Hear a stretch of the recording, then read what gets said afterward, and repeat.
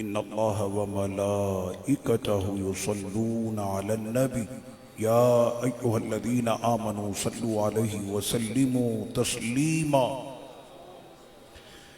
अल्लाहुम्मा सल्लि अला सय्यिदिना व नबिय्यिना व मौलाना मुहम्मदिन मादिल जूदि वल करम व अला आलि व सहबि बारिक व सल्लिम सलातन व सलामन अलैका या सय्यिदी या रसूल अल्लाह व अला आलिका व अस्हाबिका अजमईन। सरवर कहूँ कि मालिक मौला कहूँ तुझे, बाग़े खलील का गुल ज़ेबा कहूँ तुझे, तेरे तो वस्फ़ तनाही से हैं बरी, ऐ राहूं मेरे शाह क्या क्या कहूँ तुझे। हम्दो सलात के बाद निहायत वाजिबुल एहतराम हज़रात सामईन कराम कुरान मजीद फ़ुरक़ान हमीद से एक आयत करीमा का एक टुकड़ा तिलावत करने का शर्फ हासिल किया। 5वें सिपारे से अल्लाह तबारक व तआला से दुआ है कि रब्बे करीम मुझे इस आयत का सही माना और इसका सही मफ़हूम बयान करने की तौफ़ीक़ अता फ़रमाए और हम तमाम मुसलमानों को रब्बे करीम हक़ सुनकर हक़ को कबूल करने की और उस पर अमल करने की तौफ़ीक़ अता फ़रमाए। अमाल का दारो मदार जो है वो नीयतों पर होता है और हमारा कोई भी अमल हो उसका अजर भी नीयत पर होगा। अगर उसकी नीयत अल्लाह रसूल को राज़ी करने की है तो यकीनन वो अमल उसका बाइसे अजर व सवाब है।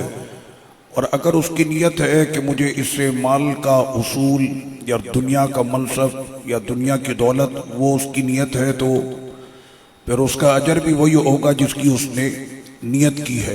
इन्नमल आमालु बिन्नियात, आमाल का दारो मदार नियतों पर होता। मैं यहाँ पर दर्स कुरान के लिए आया हूँ।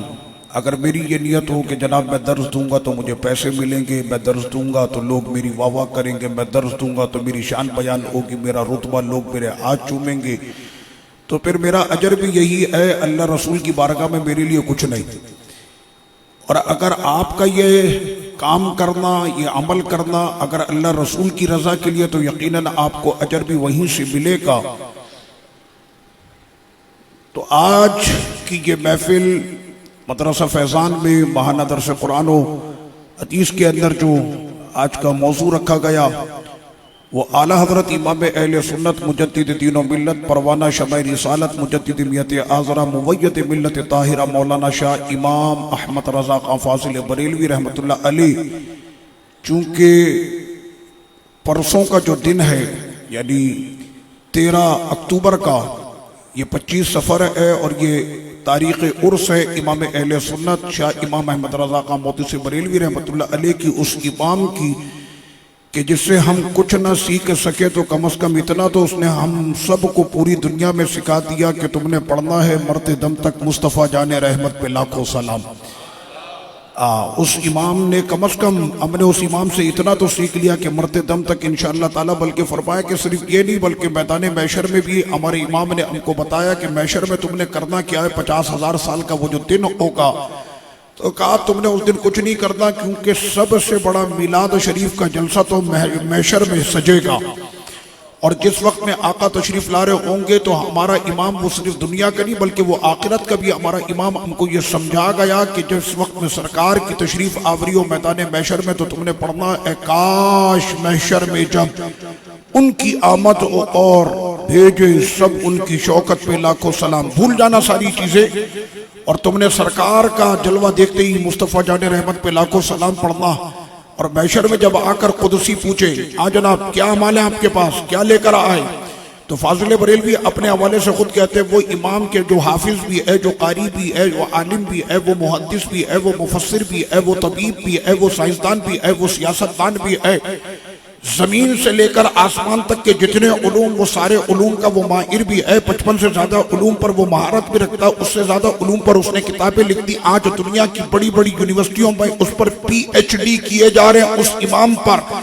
तो इतने जमाने का इतना बड़ा इमाम के आज दुनिया के 40-50 मुल्कों में जिसके नाम पर कॉन्फ्रेंसें हो रही हैं, वो इमाम ये कहता है कि मैशर में जब फरिश्ते मुझसे पूछेंगे अहमद रजा क्या लाए तो मैं कहूंगा मुझसे खिदमत के कुदसी कहें हाँ रजा, कहा कुछ नहीं बस मुस्तफा जाने रहमत पे लाखों सलाम।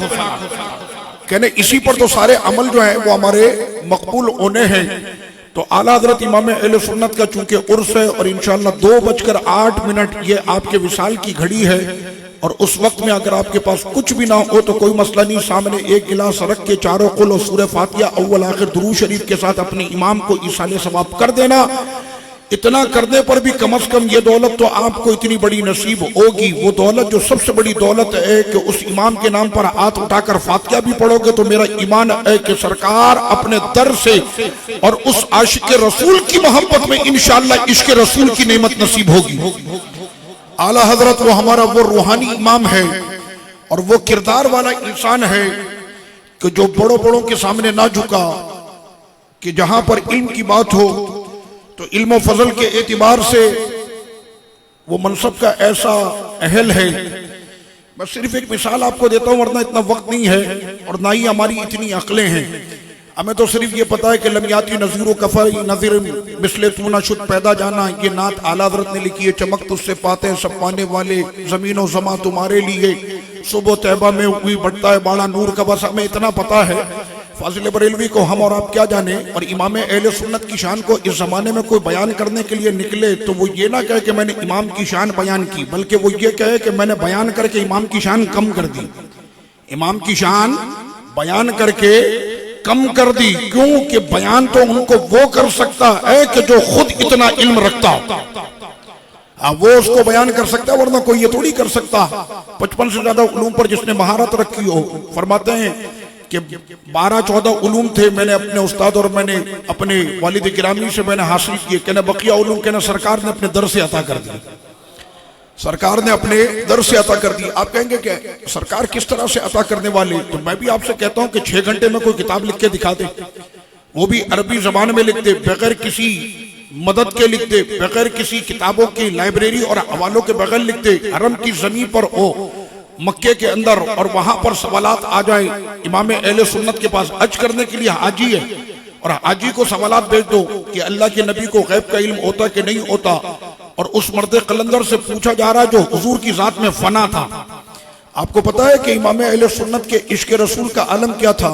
सरकार की मोहब्बत तो सरकार की मोहब्बत है। आपके जमाने में आपके करीब से अगर कोई सैयद गुजर जाता था तो उसकी रगों में दौड़ते हुए खून की खुशबू से इमाम पहचान लेते थे सैयद जा रहा है। ये मकाम है इमाम अहले सुन्नत आला हजरत का कि जिनको सरकार ने ये जो है वो इश्क अता किया था। तो इमाम अहले सुन्नत की बारगाह में जब वो सवालात पहुंचे तो मर्द कलंदर का कलम जब हरकत में आता है तो आपने जब अपना कलम चलाना शुरू किया, आज भी आपके कलम से बहने वाली वो सियाही की वो मुअत्तर खुशबू से हरम के सुतून महकते हैं कि जो हरम की जमीन पर बैठकर इमाम अहले सुन्नत ने कलम उठाया तो 6 घंटे के अंदर ज़ख़ीम किताब अरबी में लिखी, जिस किताब का नाम है अद-दौलतुल मक्किया बिल माद्दतिल गैबिया। अरब उलमा को जब आज के जमाने में अमने दिखाई मुल्क शाम और इराक में, तो वो उलमा की आंखें आज भी कहने समंदर जो दलाइल के इसमें इमाम अहमद रज़ा खान ने रखे हैं। तो मैं कहता हूं कि सारे बैठ जाएं, चैलेंज है मेरा कि सारे बैठ जाएं, एक पूरी टीम बैठा लो, 6 घंटे के अंदर किताब लिख के दिखा दे। इमाम अहले सुन्नत की जैसी किताब उन्होंने लिखी है, ऐसी किताब पूरी टीम बैठा दो, 50, 100, 200, 500 जितने आदमी बैठा दो, कंप्यूटर सारे रख लो, लिखने वाले टाइपिंग करने वाले मौजूद, और 6 घंटे में किताब लिख कर दिखा दे तो मान जाएंगे। तो फिर कहना यही पड़ेगा जो इमाम अहले सुन्नत ने फरमाया कि इसमें कमाल अहमद रजा का कहा, गूंज गूंज उठे नगमाते रजा से बोसता। क्या बात है, हर जगह अहमद रजा अहमद रजा अहमद रजा, हर जगह पर आपका नाम होता है। आलिम तो इतने, मुफस्सिर तो इतने, मुहद्दिस तो इतने, लेकिन हर जगह पर अहमद रजा क्यों होता है? तो इमाम अहले सुन्नत ने ये नहीं फरमाया कि इसमें कमाल अहमद रजा का, बल्कि फरमाया गूंज गूंज उठे नगमाते रजा से बोसता। ये जितने भी बाग हैं इनमें अहमद रजा के नगमे गूंज रहे हैं। कहना उसकी वजह क्या है? फरमाया किस फूल की मिधत में, आंख खोल के देख कि अहमद रजा ने किस फूल की मिदअत में वहा मिन कार है। मैंने कलम उठाया, मैंने जबान खोली, जिस फूल के लिए उसकी खुशबू से जहां महकता है, अल्लाह ने उनके नाम की बरकत से मेरा नाम भी पूरे जहां में आम कर दिया। मैंने जिनके लिए बात की थी उनकी वजह से। तो इमाम अहले सुन्नत ने जब कलम उठाया 6 घंटे में किताब तहरीर फरमाई। अब किसी ने फाजिल बरेलवी रहमतुल्लाह अलैह से पूछा कि हुजूर ये 6 घंटे में किताब कौन लिख सकता है, आपने कैसे लिखी?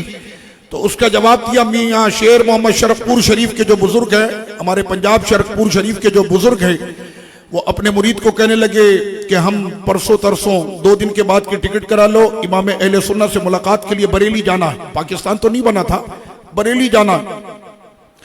उधर आला हजरत अपने मुरीद से फरमा रहे हैं कि 2 दिन के बाद फलां ट्रेन से जो है फलां साहब तशरीफ लाएंगे, उनको जो है वो स्टेशन से आपने लेना है और मेहमान खाने तक लाना है।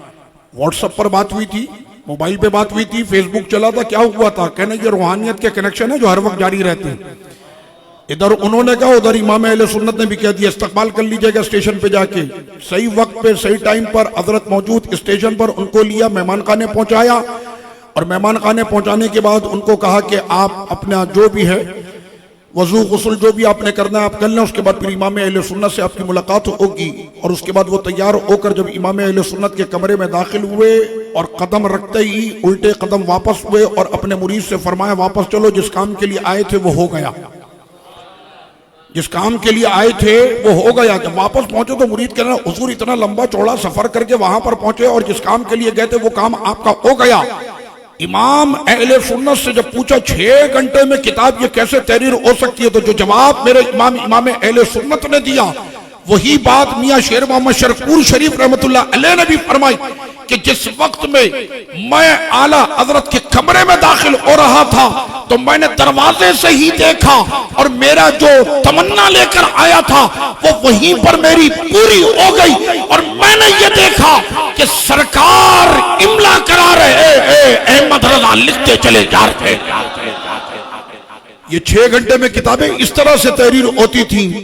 तो आज दुनिया अकल दंग है कि इमाम अहमद रजा खान ने क्या किया।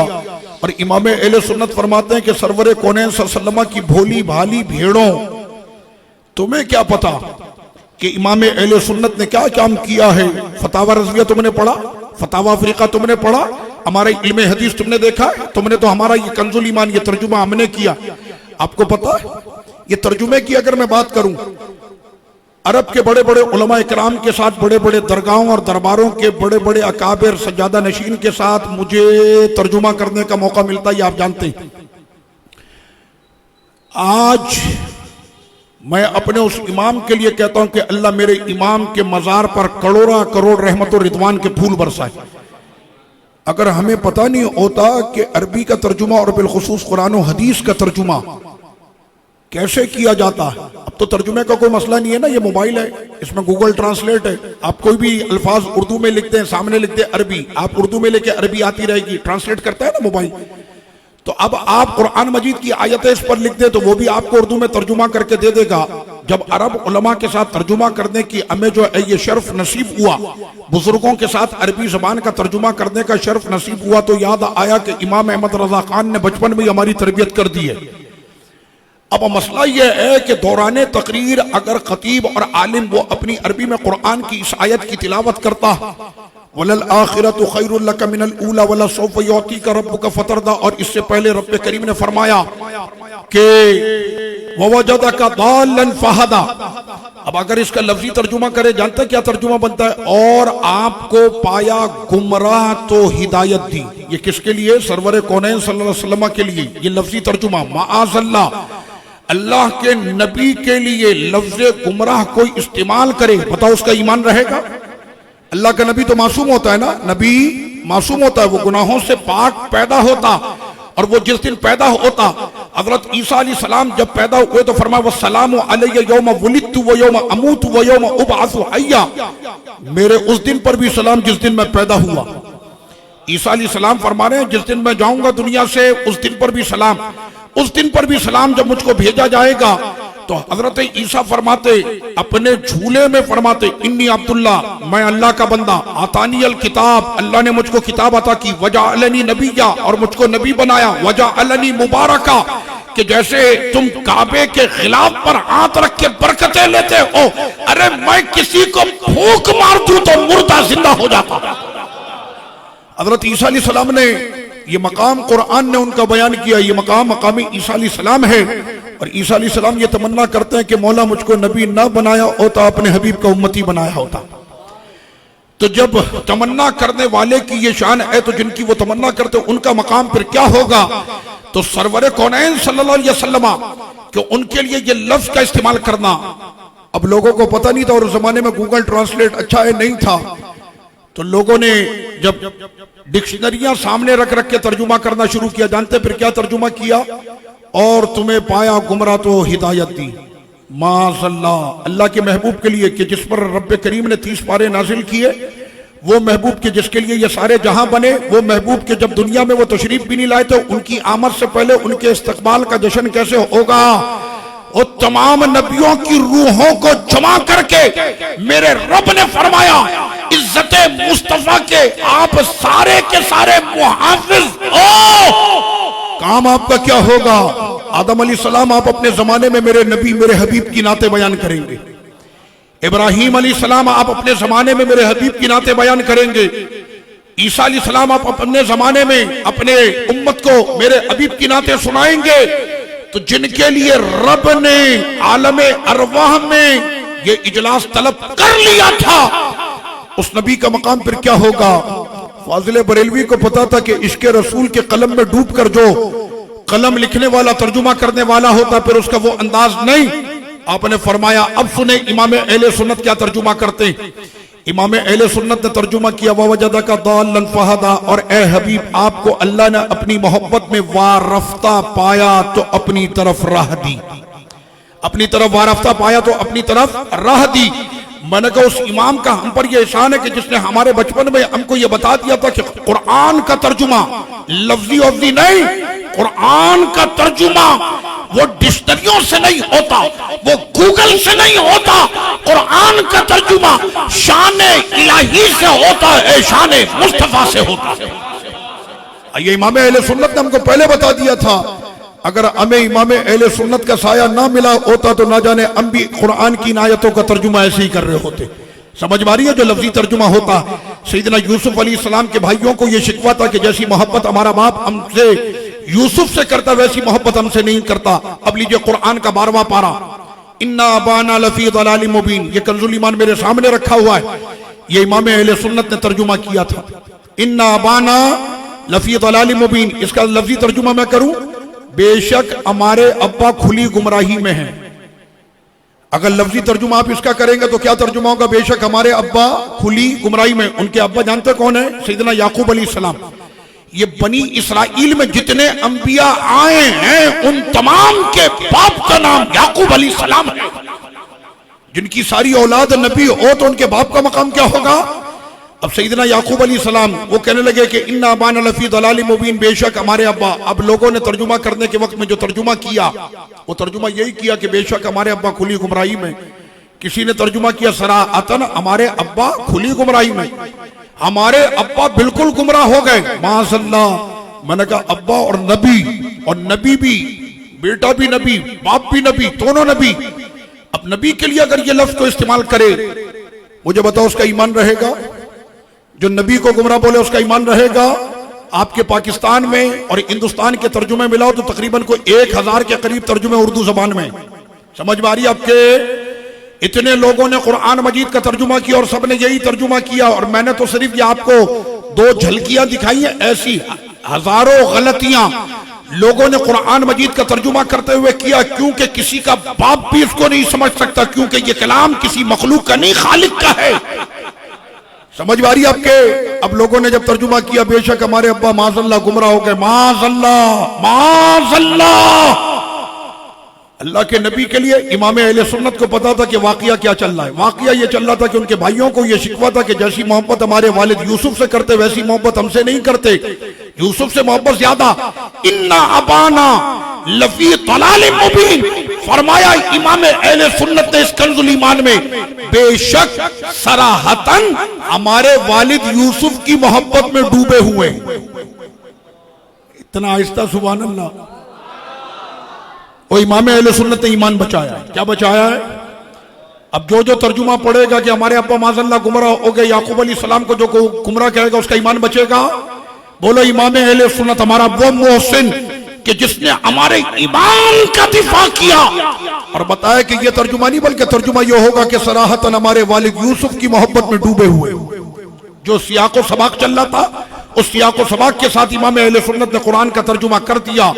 तो फाजिल बरेलवी उस इमाम का नाम है कि जिसके लिए उनके जमाने के लोग ये कहा करते थे, उनके जमाने के लोग ये कहा करते थे, वसी अहमद मोहद्दिस सूरती रहमतुल्लाह अलैह। हम और आप इमाम अहले सुन्नत को क्या जाने, हमें तो बस ये पता है कि हमने उनके नाम की हमने नात पढ़नी और उनके नाम का हमने जिक्र करना, हलवा खाना, लिफाफा पकड़ना, चल मेरा भाई फारिग, इससे ज्यादा हमको पता ही नहीं है। वो इमाम अहले सुन्नत कि जिसके लिए जिसने उनको जाना, मैंने कहा ना उनको जानने के लिए पहले कम से कम उतना नहीं तो आधा इल्म तो होना चाहिए, तब जाकर उसको पता चले अहमद रजा खान किस इमाम का नाम है।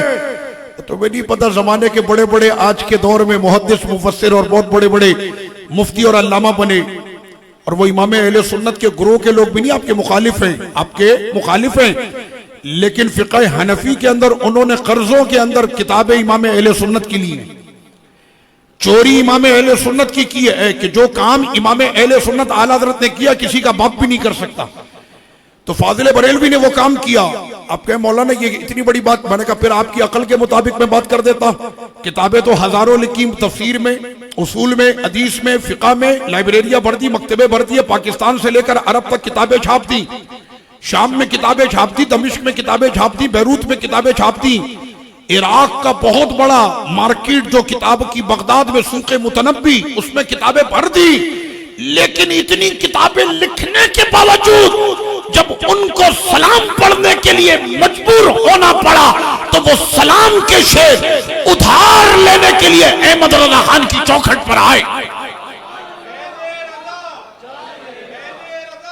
जारी रहेगा। हाँ, ये तो चमक तुझसे पाते हैं दे दी, फिर जमीनो जमा तुम्हारे लिए वो तुम्हें दे दी, मुस्तफा जाने रहमत पे लाखों सलाम तुमको मिल गया। ये सारा इमाम अहले सुन्नत का कमाल है। तो हज़रत सैयदना वसी अहमद मोहद्दिस सूरती रहमतुल्लाह अलैह सूरतपुर के बहुत बड़े मुहद्दिस हैं। अच्छा, मैं आपको ये बताऊं, अगर हमारे अजम का आलिम हो तो अजम है, लेकिन मजे की बात तो यह है कि अरब जिसको अपना कायद माने, ना, इसका मतलब यह है कि वाकई में ये कोई चीज है, वरना अरब आपको लिफ्ट भी नहीं कराता। अरब जो है वो आज भी आपको लिफ्ट भी नहीं कराता। वो कहता हमें किसी को लिफ्ट कराने की जरूरत ही नहीं है। कुरान हमारी जबान, हदीस हमारी जबान, फिक़ा हमारी जबान, अरबी हमारी जबान, जन्नत की जबान हमारी जबान, कब्र की जबान हमारी जबान, हमारे पे हमें किसी की हाजत है ही नहीं। तो अरब अगर किसी के सामने सर झुका दे, इसका मतलब ये कोई बहुत बड़ी तोप चीज है, हल्की चीज नहीं है। वसी अहमद मोहद्दिस सूरती रहमतुल्लाह अलैह उस इमाम का नाम है कि जिसने फिक़ह हनफी की एक किताब है मुनियतुल मुसल्ली की शरह लिखी वसी अहमद मोहद्दिस सूरती ने, और वो शरह बैरूत के मकतबे में $100 की है। कितने की है? इतनी महंगी शरह, $100 16,500 रुपए बन जाते हैं पाकिस्तानी। इतनी महंगी ये शरह है। कहने लगे किताब की हजामत को मत देखो, इसके अंदर जो सोने हीरे जखीरे छुपा कर रखे ना उसकी कीमत देखो।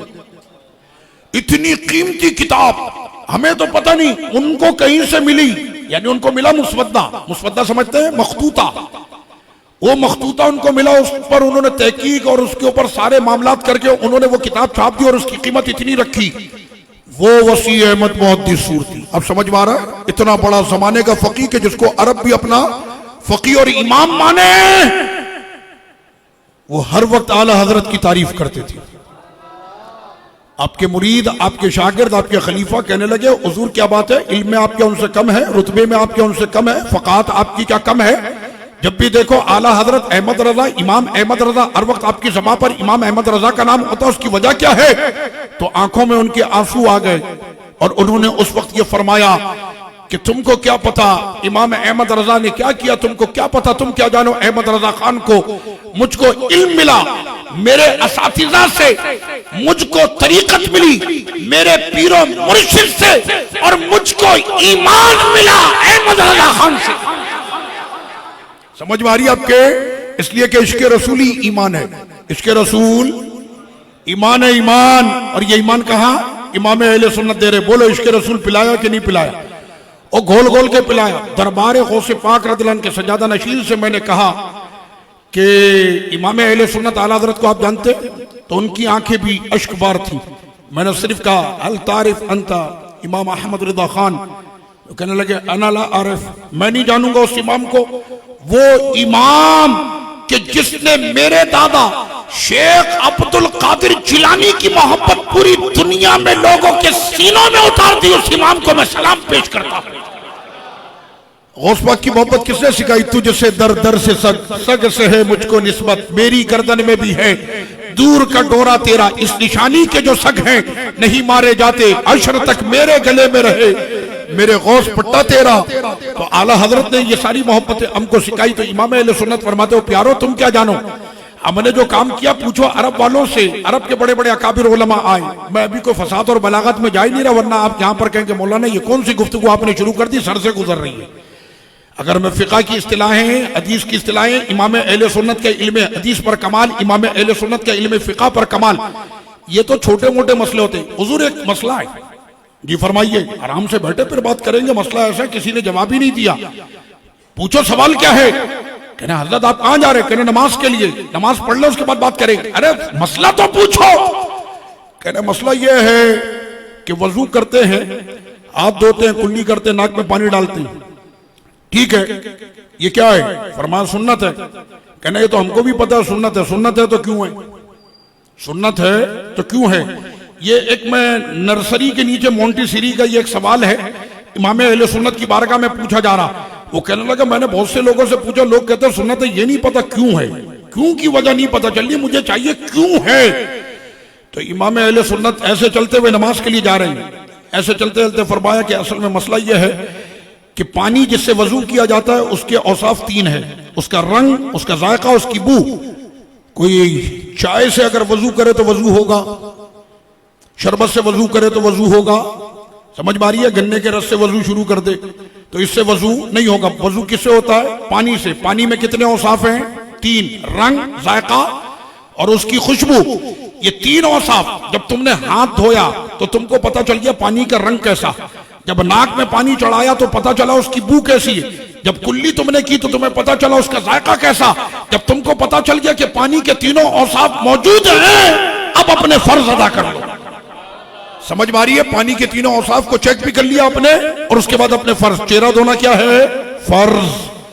जब तुमने सुन्नत अदा कर लिया अब अपना फर्ज अदा कर लो। यानी ये तो चलते फिरते मैंने एक छोटा सा मसला बताया, इससे बड़े बड़े मसले, इससे बड़े बड़े मसले इमाम अहले सुन्नत के दरबार में जो बच्चे बैठे होते थे वो बयान करते थे।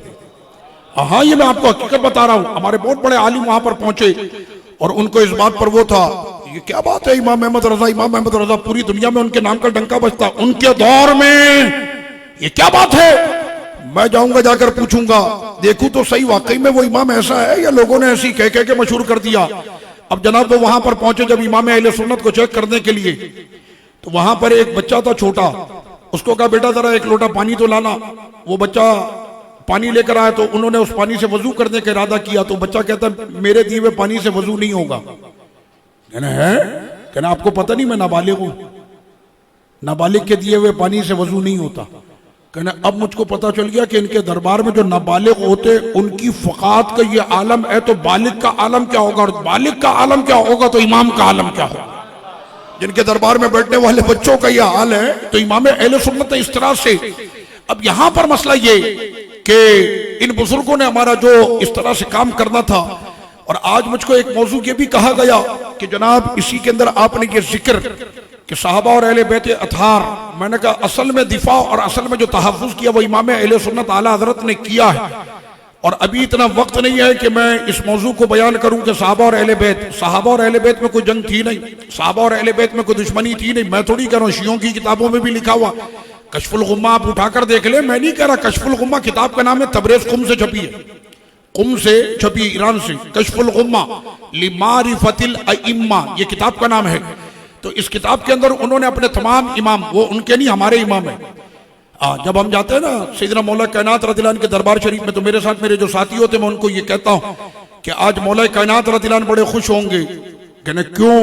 कहना आज मेरे दरबार में वो लोग आए हैं जो मेरे 3 यारों की मोहब्बत अपने दिल में रखते हैं। समझ में आ रही है? वो हमसे ही मोहब्बत करते हैं। आपको पता नहीं है मौला कायनात रज़ियल्लाहु अन्हु ने क्या फरमाया कि अगर कोई, ये बुखारी मुस्लिम की हदीस है, सही बुखारी मुस्लिम की सही हदीस, मौला कायनात रज़ियल्लाहु अन्हु फरमाते हैं कि अगर किसी ने मुझको फौकियत दी अबू बकर उमर पे, मैं उसको 80 कोड़े मारूंगा। कितने कोड़े? फरमाया जितने कोड़े झूठी तोहमत लगाने वाले को पढ़ते हैं उतने कोड़े में उनको मारूंगा। और झूठी तोहमत का मसला वो तो हद है, हद, और हद नाफिज करना अल्लाह और उसके रसूल का काम है। अबू बकर उमर की इज्जत मेरे नजदीक हुदूदुल्लाह से कम नहीं। अबू बकर उमर की मोहब्बत और उनकी अजमत, मौला कायनात कहता है मैं इसको अल्लाह की हद कहता हूं। क्या है? हुदूदुल्लाह है ये। इसको जो तजावुज करेगा अली उसको 80 कोड़े मारेगा। तो इस वजह से मैं कहता हूं कि जब हम आते हैं ना तो मौला कायनात बहुत खुश होते हैं कि वो आए जो अपने सीनों में मेरे 3 यारों की मोहब्बत रखते हैं। कशफुल गुम्मा ली मारिफतिल अइम्मा, कुम से छपने वाली ये किताब, उसमें सैयदना मौला कायनात, सैयदना इमाम हुसैन, सैयदना इमाम ज़ैनुल आबिदीन, सैयदना इमाम मूसा काज़िम, सैयदना इमाम जाफर, सैयदना इमाम बाकर, सैयदना इमाम अली रजा, सैयदना इमाम हसन अस्करी, ये सारे अइम्मा जो है ना उनका जिक्र किया गया। किसकी शादी कब हुई, कौन कितना क्या रहा, सीरत तय्यबा सबकी उसमें उन्होंने जिक्र की है। तो सैयदना मौला कायनात रज़ियल्लाहु अन्हु के साहबजादों का उसमें जो जिक्र किया कि आपके बेटे और बेटियां मिलाकर 21 बच्चे थे। मौला कायनात के कितने बच्चे, ये मैं मुख्तसर आपको बता रहा हूं ताकि मसला समझ में आए। 21 बच्चे थे और 21 बच्चों में सैयदना मौला कायनात रज़ियल्लाहु अन्हु की बेटियां भी हैं, बेटे भी हैं। तो सैयदना मौला कायनात रज़ियल्लाहु अन्हु ने अपने बेटों के नाम क्या रखे? हसन, हुसैन, मोहसिन, जैद, अमर, और आपके आखिर में ये 3 नाम वहां पर ये भी मौजूद है कि आपके एक बेटे का नाम अबू बकर, एक का नाम उमर, एक का नाम उस्मान है। अभी वक्त नहीं है वरना मैं वो अज़वाज भी बता दूं कि उम्मे हबीबा से आपके बेटे, उनका नाम है उमर।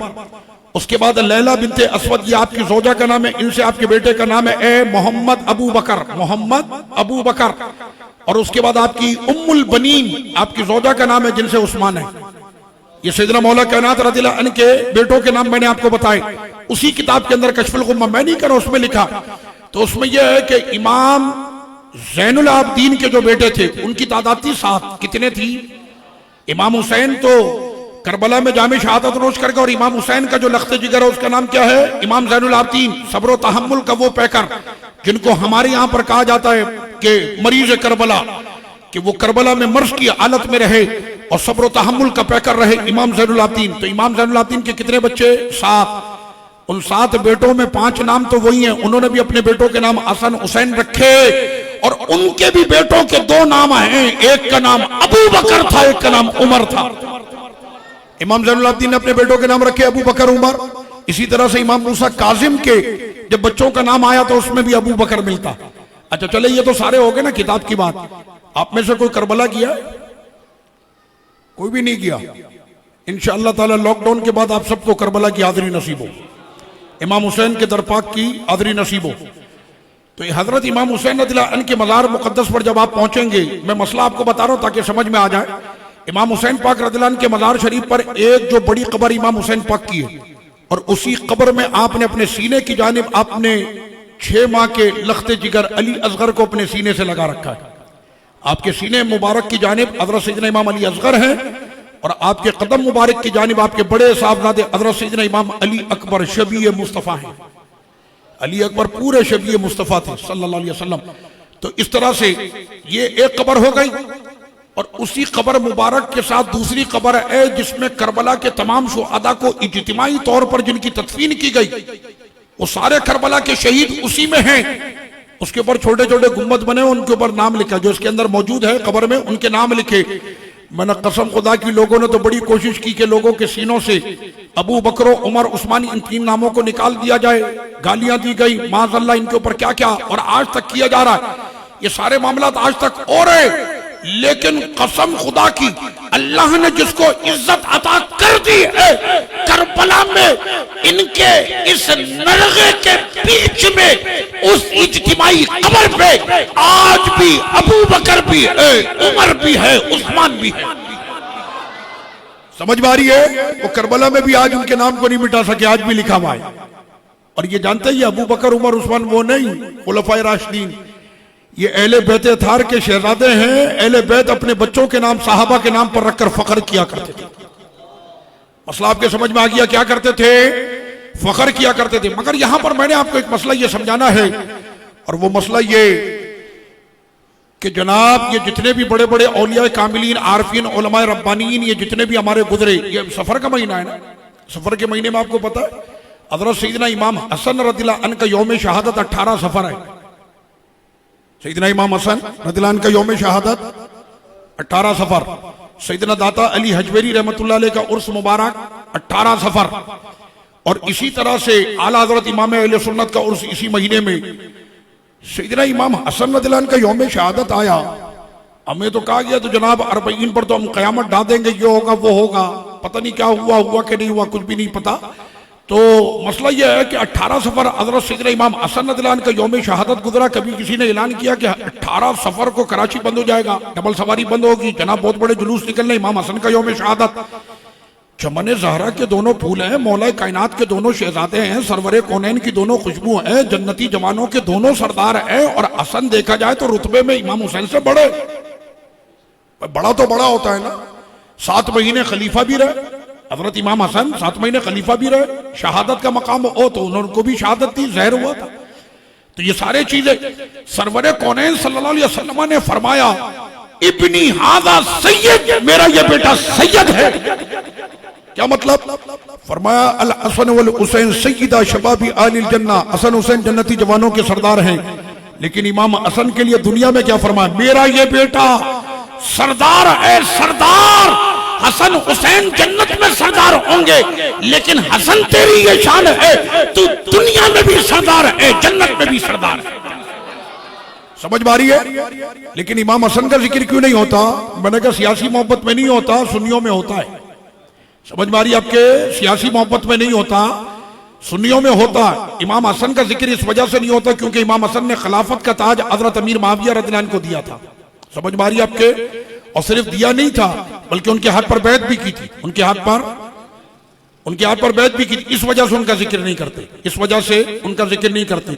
तो सैयदना इमाम हसन रज़ियल्लाहु अन्हु से जब किसी ने पूछा कि ना हुजूर डर कर की है, फरमाया 10,000 का लश्कर मेरे इशारे पे गर्दन काट भी सकता है, कटवा भी सकता, और हमें 10,000 का लश्कर के हम तो आसमान की तरफ निगाह भी करते, अल्लाह आसमान जमीन पे गिरा देगा।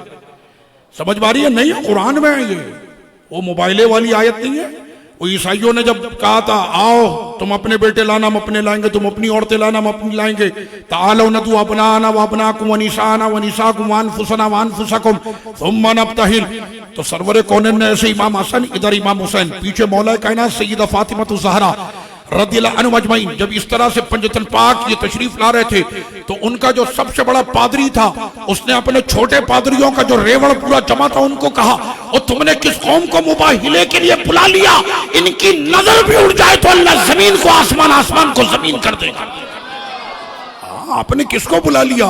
तो हजरत इमाम हसन रज़ियल्लाहु अन्हु को किस ताकत और किस पावर की जरूरत, जिनके दरबार के एक पोते दर पोते की ये शान है कि दुनिया कहती है वो अली हजवेरी है। हजरत इमाम हसन का एक शहजादा दाता अली हजवेरी है, सैयदना अली हजवेरी हसनी सैयद है। कौन है? हसनी सैयद है। तो हजरत सैयदना दाता अली हजवेरी रहमतुल्लाह अलैह कि जिनके एक पोते की ये शान है तो दादा का मकाम क्या होगा? तो सैयदना इमाम हसन रज़ियल्लाहु अन्हु ने उस वक्त में ये फरमाया कि मसला ये है कि हमारे मुकद्दर के फैसले बचपन में कर दिए गए थे। मेरे नाना ने बचपन में ही फरमा दिया था मेरा ये बेटा सैयद है, जब 2 मुसलमान ग्रोहों के दरमियान तलवार उठेगी मेरा हसन उनमें सुलह कराएगा। सरकार को फसादी पसंद नहीं, सुलह वाले पसंद है। कौन पसंद है? समझ में आ रही है? कौन पसंद है? ये शहर कराची में कंटेनर हमारी वजह से नहीं लगते, क्योंकि हम तो हसन वाले, हम तो सुलह वाले, हम तो अमन वाले, हमने तो कभी कलाशन कल्चर दिया ही नहीं है। हमारा इमाम अहमद रजा खान वो तो पाकिस्तान को बचा कर गया, दहशतगर्दी से उसने जवान नस्ल को बचाया है कि हाथों में कलाशनें उठाकर अपने भाइयों के सीने छलनी मत करना, बल्कि हाथ बांध के पढ़ना। मुस्तफा जाने रहमत पे लाखों सलाम। मैंने कहा उस इमाम ने तो कौम को बचाया है, वो तो रहबर हमारा ऐसा अमन का दाई है। तो इमाम अहले सुन्नत का हजरत सैयदना इमाम हसन ने फरमाया कि हमारे फैसले ये बचपन में हो चुके, आज तो हमने सिर्फ नाफिज किया, हुक्म तो बचपन में मिल गया था। आज तो हमने नाना का हुक्म नाफिज किया, हुक्म तो बचपन में मिला था। कहने लगे आपने फिर मुआविया की बैत कर ली? फरमाया सुनो, मेरे वालिद अली क्या साहबी नहीं? कहने अबू बकर साहबी नहीं, उमर साहबी नहीं, उस्मान साहबी नहीं। जब 3 साहबियों के हाथ पर मेरे वालिद अली ने बैत कर ली थी तो मैंने एक साहबी मुआविया के हाथ पर बैत कर ली, तो कौन सी हैरत की बात है? अब इस वजह से इमाम हसन का जिक्र नहीं होता। समझ में आ रही है? मैंने कहा आप ना करो, जिसको खुदा इज्जत दे दे उसका जिक्र होता रहेगा, पूरे जहां में होता रहेगा। और सुन्नी यही कहते कि मुआविया से हमारी मोहब्बत इसलिए है कि जिसको हसन ने कायद माना है अब भी उससे मोहब्बत करते रहे। समझ में आ गई? और जिससे हुसैन ने जंग की है कयामत तक हमारी उससे जंग जारी रहेगी। समझ में आ रही है? हसन हुसैन ये हमारे दो कायद हैं, उनके जो फैसले वो हमारे सर आंखों पर, और सर आंखों पर क्या उनके फैसलों पर हमारी जाने हमारी नस्लें कुर्बान हैं। हज़रत सैयदना इमाम हसन ने फरमाया कि मैंने ये काम इसलिए किया, मैंने ये कौन सी मोहब्बत है कि एक का जिक्र हो दूसरे का ना हो। हम तो ऐसा जिक्र करने वाले कि हसन का भी जिक्र, हुसैन का भी जिक्र, ज़ैनुल आबिदीन का भी जिक्र, इमाम बाकर का जिक्र, इमाम जाफर का जिक्र, इमाम मूसा काजिम का जिक्र, इमाम अली रजा का जिक्र, इमाम हसन अस्करी का जिक्र, और उन तमाम के बाद हसनी हुसैनी अब्दुल कादिर जिलानी का जिक्र। क्योंकि अहमद रजा खान ने ये तालीम दी है, तेरी नस्ले पाक में बच्चा बच्चा नूर का, तू है एने नूर, तेरा सब घराना नूर का। हम तो सरकार के पूरे घराने से मोहब्बत करते हैं। ये थोड़ी है दो को लिया तीन को छोड़ा। कहना क्यों ये तीन क्यों छोड़ दिया? कहने इनके नाम अबू बकर उमर उस्मान है ना, इस वजह से हम नहीं मानते। मैंने कहा ये भी इमाम की औलाद है, ये भी इमाम ज़ैनुल आबिदीन की औलाद है, मौला कायनात की औलाद है, इनका जिक्र क्यों नहीं करते? कहना हम तो हसन का जिक्र नहीं करते तो फिर इनका जिक्र कहां करेंगे? बात आपके समझ में आ रही है? सैयदना दाता अली हजवेरी रहमतुल्लाह अलैह, दुनिया दाता साहब को वली मानती है कि नहीं मानती? पूरी दुनिया मानती है। अली हजवेरी का नाम कहा यह जाता है कि पाकिस्तान की जो पहचान, कहता ना कि वो एफल टावर किसी ने देखा, कहने पेरिस का गया, वो किसी ने वो मशल वाली बिल्डिंग देखी, वो जो औरत मशल पकड़ के खड़ी है, कहने अमेरिका आ गया, यूनाइटेड स्टेट। दाता दरबार देखते हैं तो लोग कहते हैं पाकिस्तान आ गया। पाकिस्तान की पहचान दाता दरबार है, पाकिस्तान की पहचान दाता दरबार। जाया करे जब भी मौका मिले ना, जाए, मुश्किल की घड़ी हो दाता साहब पहुंच जाए। ये मैं आपको तजुर्बे की बात बता रहा हूं, फकीर का एक नहीं दसियों तजुर्बा। मुश्किल की घड़ी दाता दरबार पे हाजिरी, वहां पर दुआ करो, वापस निकलो, इंशाल्लाह आते आते काम हो जाएगा। समझ में आ रही है? हाँ, मैं आपको हकीकत बता रहा। वो एक बंदे को पकड़ा, ये घूमती है ना पार्टी जो घरों पर आती है, वो मस्जिद में जमात आई हुई है, कलमा सुना दें, वो घूम रहे होते हैं ना। तो खैर हमें पहचान की जरूरत नहीं है, सुन्नियों के चेहरे तो वैसे ही चमकते हैं। समझ में आ रही है आपके? मैं अपनी अहलिया के साथ जा रहा था, बड़े मजे की बात, अहलिया के साथ जा रहा था, तो मेरी अहलिया अरबी है। तो अचानक उसके सामने जो है ना वो कोई गुजरा 24 नंबर, तो उसने फौरी तौर पर पढ़ा फ़कुलना लहुम कूनू क़िरदतन ख़ासिईन। मैंने क्या हो गया, ये क्यों पढ़ ली? कहना रब्बे करीम ने फरमाया कि हमने कहा कि हो जाओ बंदर, हो जाओ बंदर। तो वो कुरान की आयत पढ़ी। तो मैंने कहा मैं तो इस पर बार बार गौर करता रहा कि रब्बे करीम ने तो ये मूसा अलैहिस्सलाम की कौम को फरमाया था ना कि हो जाओ बंदर। कहने लगी, एलिया कहती है गौर से आप इनके चेहरे देखा करें किनसे मिलते हैं, गौर से इनके चेहरे देखा करो। जब खुदा ने कह दिया नबी का गुस्ताख उसका चेहरा बंदर जैसा होगा। समझ में आ रही है? आज से गौर से देखना। समझ में आ रही है? जाकिर नाइक को देखना गौर से, कैसा है, किससे मिलता है। समझ में आ रही है आपके? गौर से चेहरों को देखो, नबी के गुस्ताख के चेहरे मसक कर दिए जाते। मैंने कहा बिलाल हबशी हबशे के रहने वाले थे, लेकिन दुनिया तमन्ना करती है काश के हबशे के उस बिलाल की नूर हमें नसीब हो जाए। समझ में आ रही है आपके? तो ये सरवरे कौनैन सल्लल्लाहु अलैहि वसल्लम के गुलामों का हाल। तो सैयदना दाता अली हजवेरी के मज़ार पर एक मसला है, और वो मसला आप जाएं वहां पर तो आपको इंशाल्लाह वो दिखेगा भी। हुआ ये कि ब्रितानिया में ये टीम पहुंची, ये हर जगह जाती है, पैसा भी बहुत है, ये तलबीब भी जाती है, आपको नहीं पता, इसराइल भी जाती है, हाँ हर जगह जाती है। पाकिस्तान नहीं जा सकता, पाकिस्तानी पासपोर्ट पे इसराइल अलाउ नहीं है इनके लिए। कहने क्यों? कहने चैनल वहीं से। तो ये मैं आपको हकीकत बता रहा हूं। हाँ, मसला ये है कि वो पहुंचे वहां पर, किसी को पकड़ा गोरे को, उसको कलमा पढ़ा दिया, उसने कलमा पढ़ लिया, वो इनके साथ घूम रहा, घूमते घूमते फिर वो पाकिस्तान आ गया। फिर वो गया, उसको दिखाया शाही किला, ये दिखाया, वो दिखाया, मीनारे पाकिस्तान सब दिखाया। दाता साहब के सामने से जब गुजरे ना, तो वो इनसे सवाल करता था, तवज्जो करें, वो इस पार्टी से सवाल ये करता था कि जनाब ये कुरान मजीद में है कि सैयदना सुलेमान अलैहिस्सलाम के दरबार में एक शख्स था जिसका नाम है आसिफ बिन बरकिया। जब सुलेमान अलैहिस्सलाम ने फरमाया कि बिल्कीस का तख्त कौन लाएगा, तो हजरत सुलेमान अलैहिस्सलाम की पलक झपकने से पहले वो 35,000 मील से तख्त उठा के लिए आया था। पलक झपकने से पहले ओ मेरे आका ये आ गया, 35,000 मील से तख्त आ गया।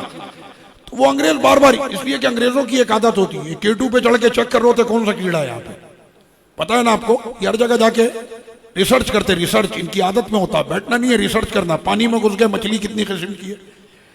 हम लोगों की आदत नहीं होती, कहना हमने बहुत बड़ा मुकाबला जीता, पाकिस्तान ने बहुत बड़ा मुकाबला, कहने कौन सा, कहने मोछे बढ़ाने का। मैंने कहा इसमें कौन सा तारीफ का काम है, बंदा है गंदा है, कटाता ही नहीं तो बढ़ जाएगी। तो इस तरह के कामों में हम लोग, वो लोग निकलते रिसर्च कर रहे, इधर पहुंचे उधर पहुंचे। तो उसने जब इस टीम से ये सवाल किया कि ये कैसे हो सकता है कि 35,000 मील से पलक झपकने से पहले ये तख्त कैसे आ सकता, मैंने इनके पास जवाब कहाँ हो सकता, उसके लिए तो अहमद रजा खान की चौखट चाहिए। अभी जब इसका जवाब उनको नहीं मिला तो वो घूमते घामते यहाँ पर जब पहुंचा दाता अली हजवेरी के मजार पे, तो उसने कहा कि यहाँ पर क्या है। अब इस टीम ने क्या कहा, यहाँ नहीं जाना, शिरक होता है यहाँ पे, यहाँ नहीं जाना, यहाँ पे हराम है, कब्र परस्ती है, ये वो है फला, वो दसियो उसने। वो कहने लगा बात सुनो, मैं तो खुद शिरक के डेरे से निकल के आया हूं, जहां पर शिरक होता है वहां पर बदबू होती है, यहां से तो मुश्को अंबर की खुशबू आ रही है। उसके बाद फिर वो पहुंचा, कहना तुम जाओ ना जाओ मैं तो देखूंगा, मेरी आदत है मैं तो देखूंगा। अब जैसे ही वो पहुंचा, उस टाइम पर इतना बड़ा मजार शरीफ बना हुआ नहीं था, तो जितना भी था, अब वो जैसी सीढ़ी चढ़कर ऊपर पहुंचा तो वहां पर एक बारिश बुजुर्ग खड़े हुए थे, ये दरबार के खादिम हैं, खड़े हुए दरबार के खादिम खड़े हुए थे। सलाम दुआ के बाद फिर उससे पूछा, ठंडा पेश करूं गरम पेश करूं, क्या चलेगा, सर्दी का मौसम तो उसने कहा एक कप चाय मिल जाए। उन्होंने यूं किया और यूं करके चाय का कप सामने, यूं किया चाय का कप सामने। इसमें हैरत की बात नहीं, यूं करके चाय आ गई, इसमें कोई हैरत नहीं। लेकिन जब उसने कप को देखा तो उसकी आंखें हैरत से फटी की फटी रह गई और चीख निकल गई, क्योंकि जो कप उसके हाथ में था वो ब्रिटानिया में उसके किचन का कप था। तो वो कहने लगा आज मुझको इस बात का जवाब मिल गया कि तख्ते बिल्कीस कैसे आया था। तख्ते बिल्कीस जब सुलेमान अलैहि सलाम के जमाने के वली की ये शान है, तो दाता साहब की बात नहीं हो रही। दाता साहब कहते मेरे दरबार में खड़े खादिम का भी ये मकाम है।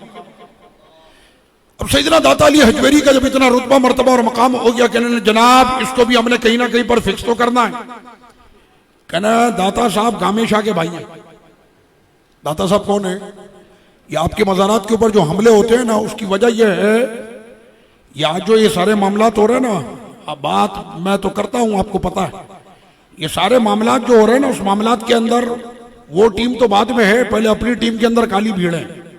समझ मारी आपके सुन्नियों में काली भीड़ है, और काली भीड़ों का एक ही अंजाम होना चाहिए, उसको बाद में करो, पहले अपने वाले को करो। समझ मारिए। ये जो काली भीड़ है ना, ये बैठे बैठे कभी सिद्दीक़ अकबर की शान में बदमाशी करते हैं। तेरी औकात क्या है? तू सिद्दीक़ अकबर की शान में गुस्ताखी कर रहा है। तुझे कुत्ता भी बोलूं तो कुत्ते की तोहीन है। तू सिद्दीक़ अकबर के बारे में बकवास करता है, अपने आप को तू सुन्नी कहता है, इमाम अहमद रजा खान का पैरोकार कहता है।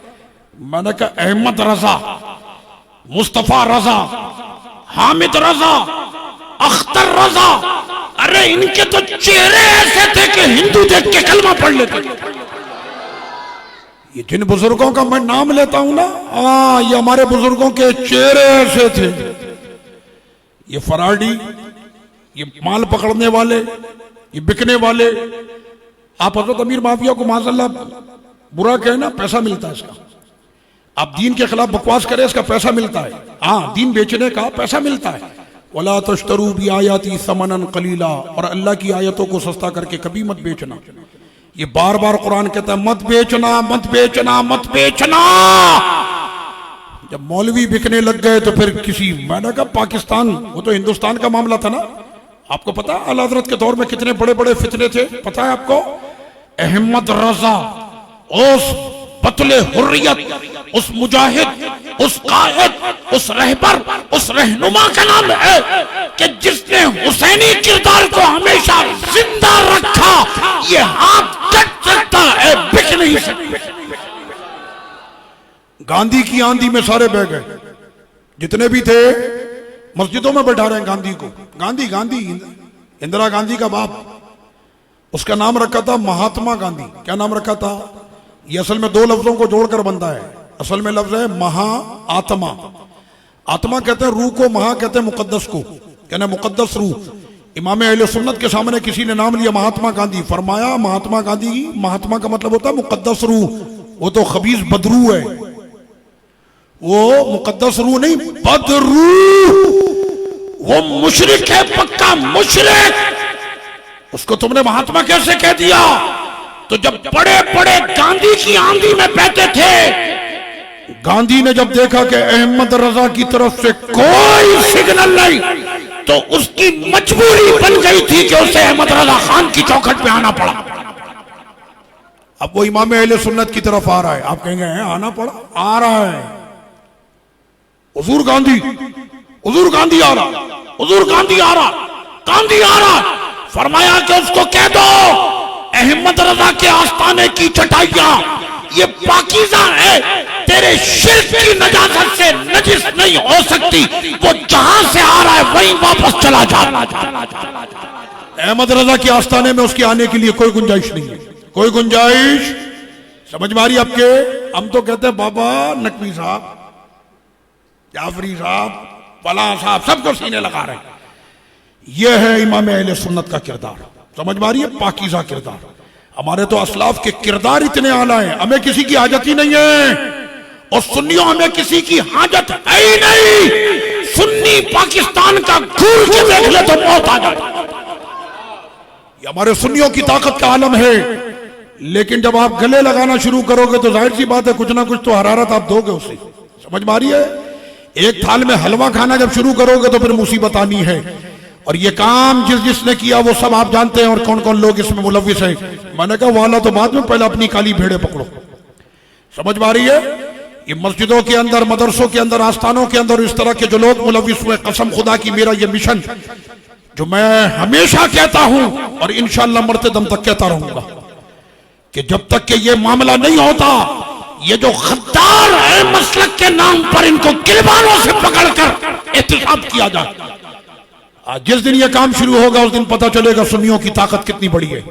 हमें जो कंप्रोमाइज के जाम पिला दिए जाते हैं ना कि जनाब चुप हो जाओ, कंप्रोमाइज कर लो, और सुन्नियों की ताकत का आलम इतना बड़ा होता है। दाता अली हजवेरी वो हाईजैक हो रहे, गामे शाह के भाई हैं, वो गामे शाह बहुत बड़ा बाड़ा है ना लाहौर में, कहने ये उसके भाई हैं। मैंने कहा कमबख्त अभी आगे बात करूंगा, जनाजा निकल जाएगा। हाँ, दाता साहब का नाम क्या है? कहने अली। मैंने उनके वालिद का नाम क्या नाम है? उस्मान। मैंने माने का गामे के बाप का नाम उस्मान था। समझ में आ रही आपके? दाता साहब का नाम अली बिन उस्मान। दमादम बस कलंदर अली दा पहला नंबर, लाल शाहबाज कलंदर। जाते हैं ना सारे, और पाकिस्तान से लेकर हिंदुस्तान तक चले जाओ, वो हर फंक्शन के अंदर जब तक दमादम बस कलंदर ना हो फंक्शन ही नहीं होता। समझ रहे हैं? हाँ, लाल शाहबाज कलंदर का नाम आपने देखा, उनके मरकजी दरवाजे पे लिखा हुआ है। क्या नाम है उनका? ख्वाजा उस्मान मरवंदी। मैंने उनका नाम है उस्मान। क्या नाम है? ख्वाजा उस्मान मरवंदी। लाल शाहबाज कलंदर रहमतुल्लाह अलैह, उन्होंने 1000 शेर लिखे हैं 4 यारों की शान में। कितने शेर लिखे? आखिर मक्ते में कहते हैं कि मौला 4 यारों की ये तारीफ अगर तेरी बारगाह में मकबूल हो तो उसके सदके मेरी बख्शिश कर दे। ये लाल शाहबाज कलंदर का मैं नजरिया अकीदा बता रहा हूं, ये दाता साहब का नजरिया और अकीदा मैं आपको बता रहा हूं। मसला आपके समझ में आ रहा है, लेकिन असल में मुसीबत ये हो गई कि हक कहना हमने छोड़ दिया। पॉलिटिक्स और कंप्रोमाइज की सियासत जब दीन के अंदर शुरू हो गई, हम तो जनाब अपना अकीदा बयान करने के लिए जाते हैं। मैंने ये नहीं बता रहा चांद रात को 40 लाख रुपए मिलते हैं। हमारा मौलवी 150 तकरीरें करता है, रमजान में 200 तकरीरें करता है। हाँ, मस्जिद की कमेटी उसे 50,000 रुपए भी नहीं देती। मुझे तो एक कमेटी का यह भी पता चला है कि जनाब हाफिज को 45,000 और कैमरा लगा था मस्जिद में 2,35,000 का। समझ में आ रही आपके? ये हमारे यहाँ मयार होते चले जा रहे हैं। मौलाना हकीकत को सुना करो, नात पढ़ जाऊंगा 60,000 लूंगा मैं। आ रहा है ना रबीउल अव्वल, मुझे कहना मौलाना सीजन आ रहा है। मैंने अपना तो पूरे साल ही रहता है, अपना पूरे साल ही रहता है, बड़ा प्यारा सीजन है। हम तो पैदा हुए हैं अपने आका की नात पढ़ने के लिए। और क्या, कभी सैयदना अबू हुरैरा को किसी ने कहा अबू हुरैरा तुमको हदीसें बहुत याद है, जरा 2-4 हदीसें तो सुनाओ। तो हजरत अबू हुरैरा कहें 4 हदीसें सुनाने के 4,000 दिनार लूंगा। हुआ है कभी ऐसा? मैं आपसे सवाल कर रहा हूं, तंबू लगाया लड़कों ने, पोस्टर चिपकाए कारकुनों ने, रोड पर खड़े होकर ये कारकुन लगे हुए रात भर, ये कारकुन खड़े हुए बैनर बांध रहे हैं। आपको पता है बैनर बांधने पे गोली भी चलती है, और आए दिन कारकुन जामे शहादत भी नोश करते हैं ये आले काम करते हुए। मैंने बैक द स्टेज वो खड़ा हुआ है, उसको कितने रुपए आपने दिए? कुछ भी नहीं। आपने उसको क्या दिया? कुछ भी नहीं। स्टेज सज गया, आए, 4 हदीस से 2 वाक्य सुना, लिफाफा पकड़ा, चल मेरा भाई सलाम अलैकुम। मैंने कहा आशिक रसूल तू नहीं, वो जो बैक द स्टेज रात में खड़े होकर बैनर बांध रहा था ना, वो आशिक रसूल है। समझ में आ रही है? वो आशिक रसूल है। ये वो जनाब ये और वो, मैं इससे कुछ नहीं होता। अमाल का दारोमदार नियतों पर होता है। अमाल का दारोमदार, मैंने कहा मस्जिदों के मिंबर टाइट हो जाए, कसम खुदा की किसी में जरूरत ही नहीं है। मगर मसला तो ये हो गया कि मिंबर भी हमारे ऐसे लोगों के हाथों में चले गए। आस्थानों का तो अल्लाह ही हाफिज, वो तो सिर्फ काजू बादाम पिस्तों के लिए। समझ में आ रही आपके? उसका तो अल्लाह ही हाफिज। और मस्जिदों के मिंबरों का जो हमारा हाल हुआ, पहली बारी तेरी, दूसरी मेरी, मैं ये बोलूंगा तू ये बोलेगा, फिर ये तू बोलेगा, फिर मैं बोलूं, फिर कंप्रोमाइज। समझ में आ रही है? फिर कंप्रोमाइज। मैंने कहा सरकार की जात को हदफ बनाया, सिद्दीक़ अकबर हदफ बने, अमीर माविया अदब बने, फला अदब बना, सैयदा फातिमा ज़हरा की जात अदब बने। माअज़ल्लाह, अगर ये काम तूने अपने रेटिंग के लिए किया, कसम खुदा की जहन्नम में भी तेरी रेटिंग सबसे ज्यादा होगी। जहन्नम की रेटिंग करने के लिए आज ये सारे काम किए जा रहे हैं। फाजिल बरेलवी उस मोहसिन का नाम है जिस्म में जान नहीं, बेहोशी तारी, मर्ज है, अलालत, विसाल की घड़ियां करीब हैं। हिंदुओं ने उस वक्त में मसला उठा दिया कि अहमद रजा खान अब तो तकिया पे सर रख के लेट गए, अब बहुत बड़ा फितना हमने उठाना है और मुसलमानों के खिलाफ बहुत बड़ी हमने जो है वो एक अकीदे की जंग लड़नी है। सारे मौलवियों को इकट्ठे करके कहा कि बकरा ईद की 10 तारीख जो जिलहज की 10 तारीख है, बकरा ईद का दिन, ये हिंदू हमारे ये गाय को अपना गांव माता कहते हैं, इनका भगवान और इनका खुदा है, लिहाजा आज के बाद मुसलमान गाय की कुर्बानी ना करें। फतवे जारी होना शुरू हो गए, पूरे हिंदुस्तान में फतवों की बारिश होने लग गई। मुसलमान गाय की कुर्बानी करना छोड़ दे। मैंने कहा कंप्रोमाइज वाले मौलवी होते अगर इमाम अहमद रजा खान कि इतनी बड़ी फौज सामने मौलवियों की खड़ी और मैं तने तना, अहमद रजा कैसे इस टीम का मुकाबला करेगा? और उस वक्त में वो इमाम अगर खामोश हो जाता तो आज पाकिस्तान में हम ही बकरे तलाश कर रहे होते। समझ में आ रही आपके? वैसे भी बकरे महंगे होते, फिर आज हम भी बकरे तलाश कर रहे होते।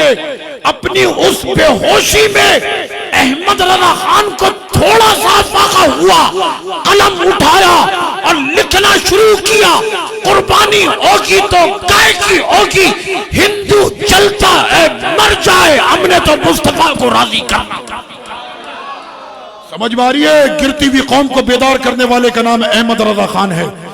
उसने ऐसे ऐसे वक्त पर कलम उठाया, कादियानियत के खिलाफ जो काम अहमद रजा खान ने किया, नामूस रिसालत पर काम अहमद रजा खान ने किया, अकीदे की सोच पर काम अहमद रजा खान ने किया। और मैंने कहा वो तमाम चीजें तो अपनी तरफ है, अहमद रजा खान एक पाकीज़ा किरदार का नाम है। अहमद रजा खान वो कहता है करूं तेरे नाम पे जाफिदा, वो कहता है करूं मदा एले दवल रजा, पड़े इस बला में मेरी बला, मैं गदा हूं अपने करीम का, मेरा दीन पारायना नहीं, कैश कमाना मेरा दीन नहीं है। मैं अपना दीन का सौदा कभी नहीं कर सकता, मैं अपने दीन का सौदा मैं कभी नहीं कर सकता। वो 60,000 दे के नात पढ़ रहा है, सारी पब्लिक ऐसे देख रही, कितने बड़े नात खाएं। अच्छा मैंने इससे पूछ लो, ये जो देख रहा है ना ऐसे करके स्टेज पर जो बैठा होता, उससे पूछो अभी कौन सा शेर पढ़ा है, इसलिए कि उसका ध्यान शेर पे ही नहीं, वो नात खान को देख रहा है। समझ में आ रही है आपके? नोट खान को वो देख रहा है। मैं आपको हकीकत बता रहा हूं, बोलो ऐसा है कि नहीं है? बोलो ऐसा है कि नहीं है? वो कब तक इसके अंदर जियोगे? इन लोगों से रिश्ते, इनकी मोहब्बतें, इनके ये अकीदत, जज्बात, किस बात की? किस बात की? मैंने को दाल बेचे, को चावल बेचे, कहना मैं अपना 1 घंटा यहां पर बेचने के लिए, उसकी कीमत ये होती है। मैंने किस बात की अकीदत है? अकीदत तो उससे की जाती है जो रात की तन्हाई में अपने नबी के इश्क में पोस्टर लगा रहा, वो अकीदतमंद है कि जो अपने नबी की मोहब्बत में ये काम कर रहा है। हमारा तो ये हाल हो गया इमाम अहमद रजा खान उस इमाम का नाम है कि जिसका किरदार ऐसा पाकीज़ा। मैं ये कहता हूं कि ढोल की थाप पर ये पीर नाचना बंद कर दे, कसम खुदा की। आज पूरी दुनिया अहमद रजा खान की तालीम पर झुकने को तैयार है, इसलिए उसकी तालीम इतनी आला है। पब्लिक ये समझिए, फराडी काम करे बरेलवी है, चोरी करे बरेलवी है, दीन के नाम पर डाका डाले बरेलवी है, मज़ारात पे भंग चरस पिए बरेलवी है, ये काम करे बरेलवी है। नहीं, अहमद रजा खान एक पाकीज़ा किरदार है, इतना पाकीज़ा है कि अगर उसकी पाकीज़गी को आज भी दुनिया में रख दिया जाए तो कसम खुदा की पूरी दुनिया बरेली पे झुकने को तैयार है। वो हमारे इमाम का नाम है अहमद रजा का ताजा गुलिस्ता है आज भी, खुर्शीद इल्म उनका दरख्शा है आज भी, खिदमत कुरान पाक की वो लाजवाब की, राजी रजा से साहिबे कुरान है आज भी, और सब उनसे जलने वालों के गुल हो गए चराग। अहमद रजा की शम्मा फरोजा है आज भी, वमा अलैया इल्लल बला।